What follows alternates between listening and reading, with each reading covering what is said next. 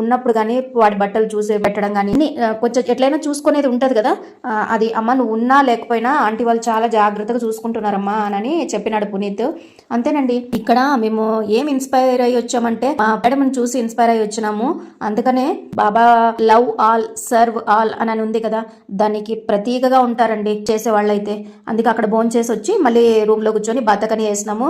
ఎట్లా ఏమి రానన్నావు కదా మళ్ళీ ఎట్లా వచ్చినావు అని అనేసి. ఇక్కడ మా మానస కోసం కాలేజ్కి వెళ్ళేది ఉండిందండి.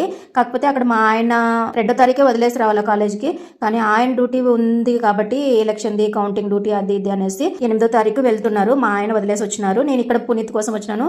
ఇంట్లో ఎలాగుందంటే అస్సలు వెళ్ళకున్నా పర్వాలేదు, మేడం వాళ్ళు ఫ్రెండ్స్ వాళ్ళ మదర్స్ అందరు ఉన్నారు కదా అని అంత లైట్ తీసుకోయింటిమి. అస్సలు ఈ గిల్టీనెస్ మాత్రం అస్సలు అసలు దాన్ని ఇది చేయలేకపోయే వాళ్ళము. వెళ్ళుకోకుండా తెగిన బాత కానీ అయిపోయి కొంచెం రెస్ట్ తీసుకొని మళ్ళీ కిందకి వచ్చినాం. 3rd ఫ్లోర్ అనమాట. మళ్ళీ కిందకి వచ్చినాం. దేనికోసం అనేది నెక్స్ట్ వీడియోలో చూడండి.